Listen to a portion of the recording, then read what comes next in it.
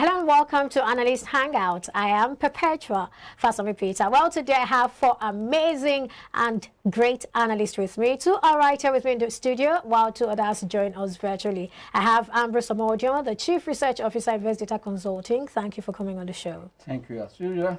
And yes, we also have Charles Farquhar. He's a stockbroker and business analyst. Thank you for joining us today. Thank you for having me, Perpetua. Yeah, always a pleasure.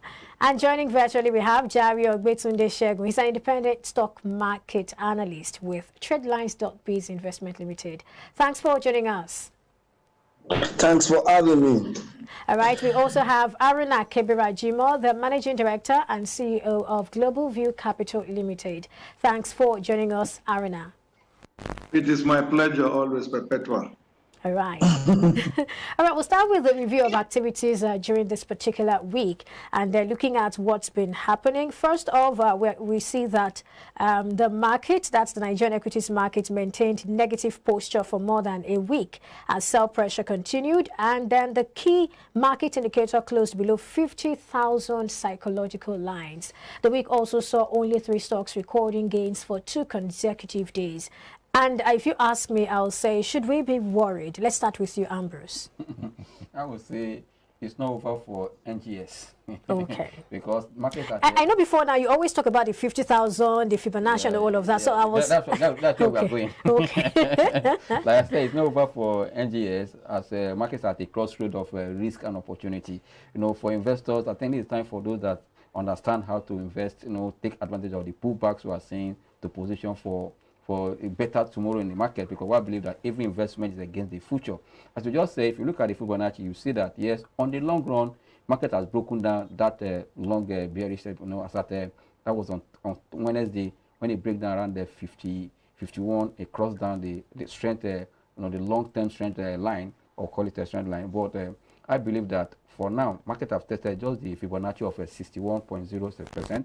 They tested yesterday, but if market can rebound today, fine. The good thing is that if you also look at the prices of stocks, yesterday we saw some of resistance, you know, for further decline. The life of New York Cap showed that sign yesterday. After touching as low as 9, it went back as almost 10 naira, 10 kobo to close the day.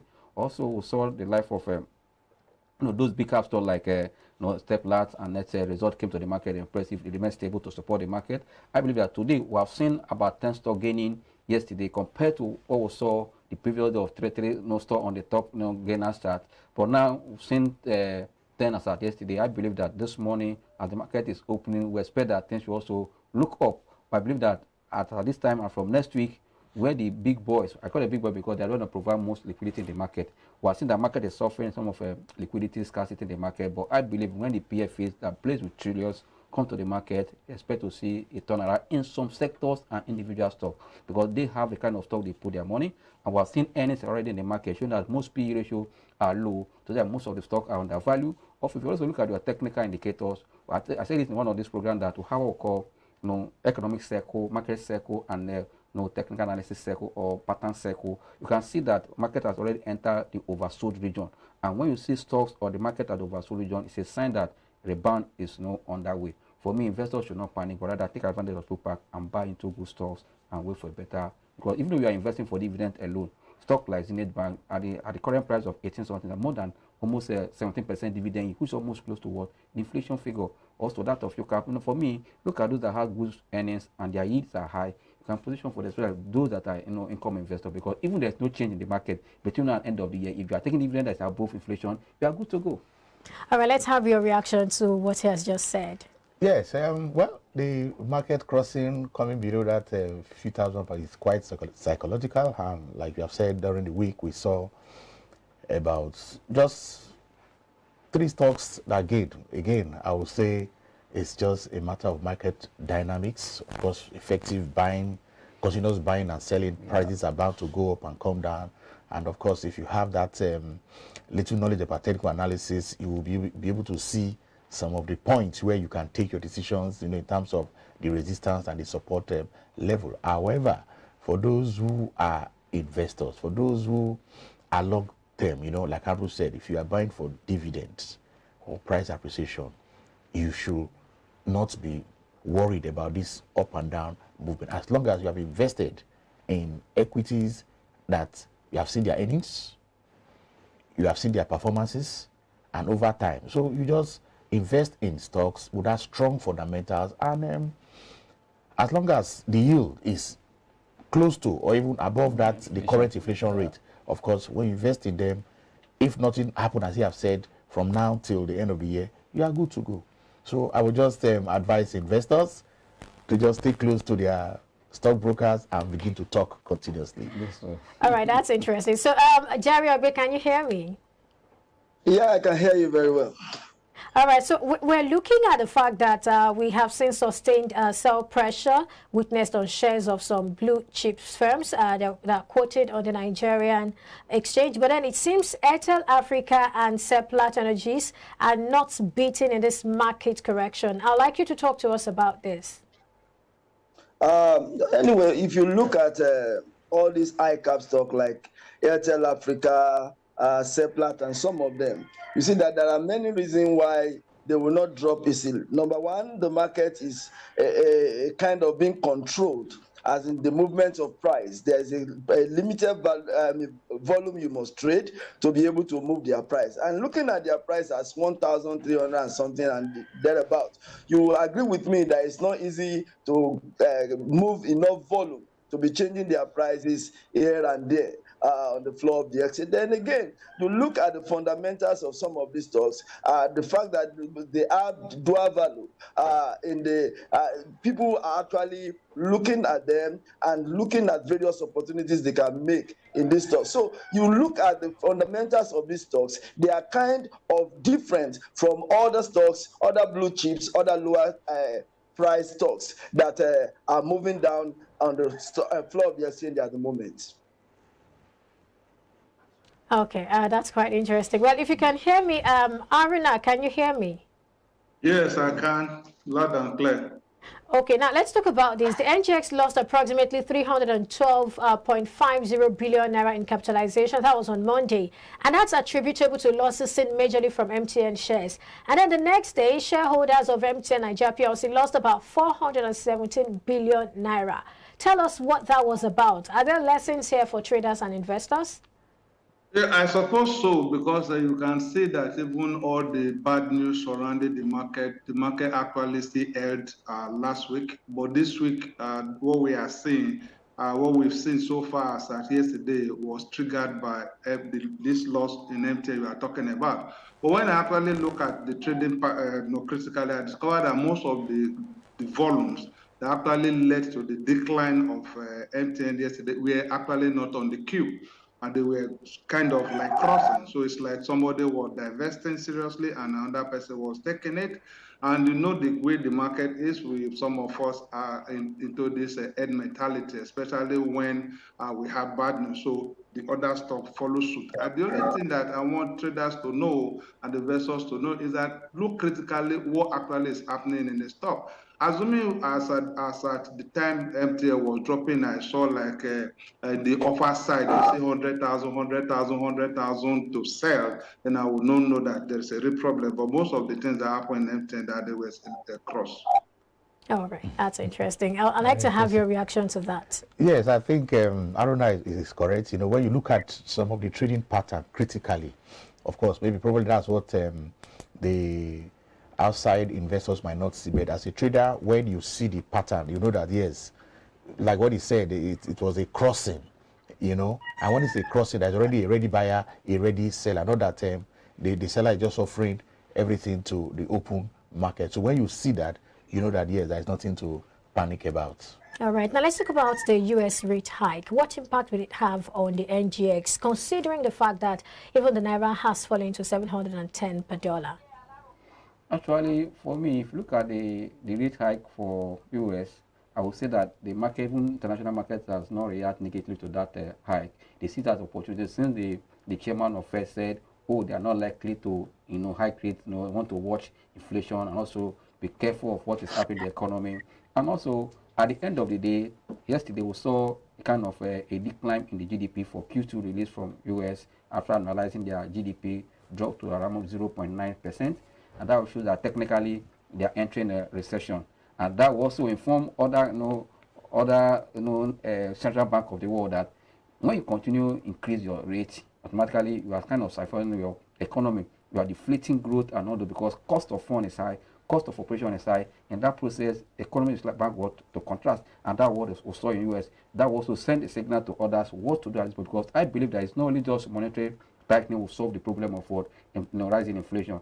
If the war is really serious, I think this is the time they should be trying to make peace between Ukraine and Russia, so that it will be, because that is what trigger all the inflation we're seeing. Almost 40 years now we're seeing the highest inflation. We have not seen it before. What happened that because there was distortion of supply both in in commodity and in items for consumption. All this does affect. For me, I believe that they should go beyond just tightening and let them go to the physical aspect and see what they can do. Even also going to even intervene in this war, so that things will come to now. And I know that even a year ahead, even after things have come down, because of the destruction that we have seen in Ukraine, things will not flow. But then when there is peace, we can see that yes, things are about to come out. For me, it's a good one. But for here down in Nigeria, for those that are really importing their raw materials with the Naira falling to almost 7 naira, 710 naira. Per dollar. For me, we're already importing inflation, and that also caused a lot of pressure in the FX market. But for those that are doing this, because it's high demand, high supply, because the demand for dollar is high, that's why you are seeing the price rally. They are seeing that we're seeing sovereignty risk within the economy today, our Nigeria environment today. We're seeing the economy where the policy is going. That let's play safe, go into hard currency to save our position. But I believe that if tomorrow things improve, where you go to, that means you will find who to buy it at that. Because if you are entering at 7 naira, that's why I say speculating currency is not good for a country. It's not good for economy. Yes, people want to play safe.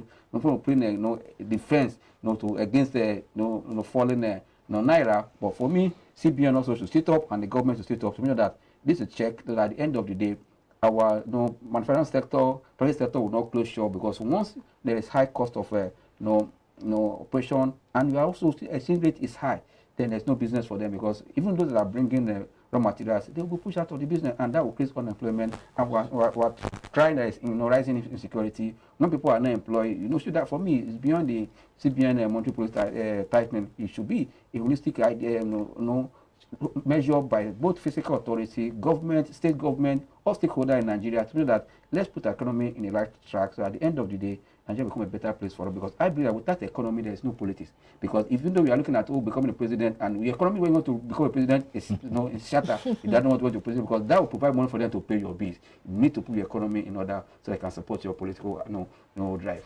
I was going to come to you, but let me spare you for now. So he was saying something about the Ukraine-Russia crisis, and we see how that this has affected supply in many countries. A lot of economies are suffering because of this. What are the lessons therein? Yes, it's very simple. I've already said it's Ukraine-Russian crisis, and it's affecting everybody in the world today. Again, yes, we know that the world is interdependent. Yes. But again, there are isn't this dependence so that's where I'm going in now, because we need to look at some critical input that we require. You don't completely depend on a particular. Fine, yes, like wheat now. They say Ukraine supplies most of the world market for wheat, but at this critical time where there are issues in Ukraine, of course Russia, then what happened to the other suppliers? This is the time we should begin to improve in terms of supplies of that. They are critical inputs that will kickstart their own economy. Take Nigeria, for example, now. He has mentioned the dollar increase. We're talking of 710 naira to a dollar. Now, the government should sit up and see that you don't allow people to buy this forex when it is not being used for critical issues. Something very, very essential. That is when you can now sell this dollar. And the policies must be tight. Again, he has also mentioned, it's not only monetary. Of course, we all know that the physical policy must also play its own role and see that the economy is attacked and approached from all sides. Security has to be. I think that's the biggest challenge in Nigeria. But finally, I would just beg the U.S. government, let them do all within their might to end that crisis in Ukraine and Russia. Are the parties willing? It should be. Let the world leaders ensure that, yes.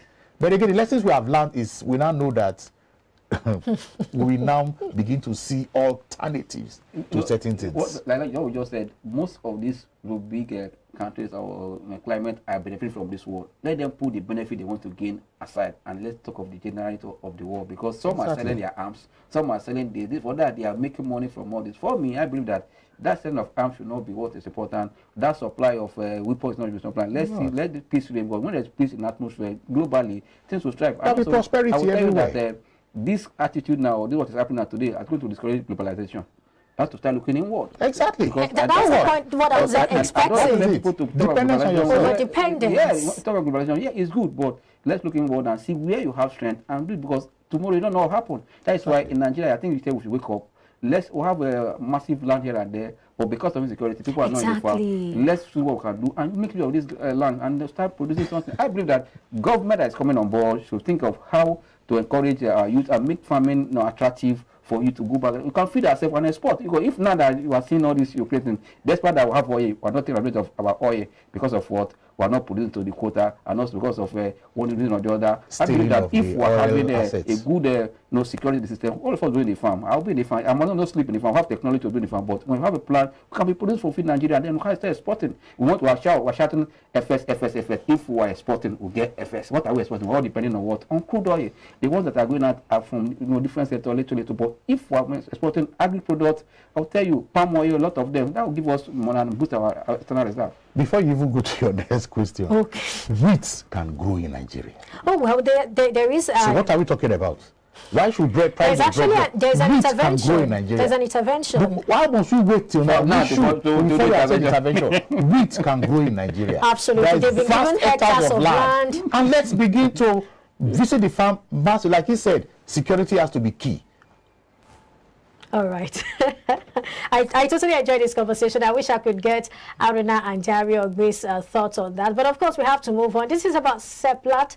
That's a Seplat Energy. The company has declared that's a 2.5. That's a $2.05 interim dividend for shareholders in the first half of 2022. Now, Seplat Energy PLC announced that interim dividend at a rate of $2.05 per ordinary share to be paid to their shareholders whose names are appear in the register of members as at the close of business on 12th August 2022.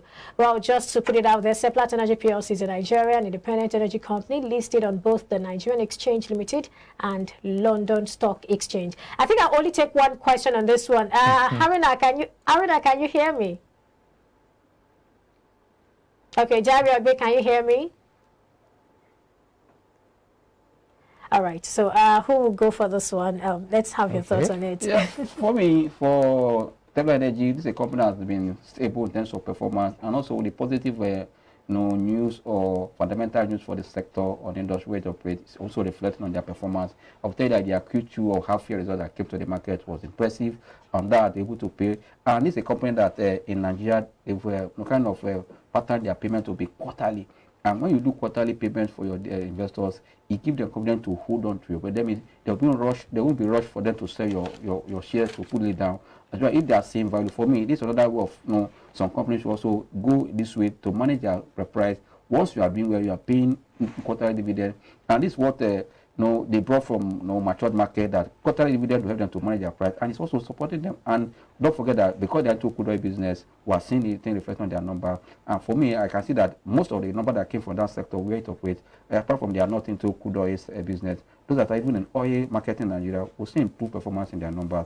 If that is sustained, I think it's a sector one should look at. This payment for me is a good one for them because they just released, receive about another 12 or 13 naira just few months ago for full year. They get another one for first quarter. They get another one for second quarter again. So Nigerian investors in Seplat should be smiling, and that's why the company also should be investors toast for now. Again, even before I go to the next question, I think Seplat has really, in fact, the environment where they operate, they've maintained that standard. Yeah. And you can see that even the host communities are supporting them. Yes, I wouldn't want to mention the particular place in Delta State. The Seplat has shown that they are really a responsible oil producing company, and they are meeting all the standards. That's why we are saying that it is not affecting their production.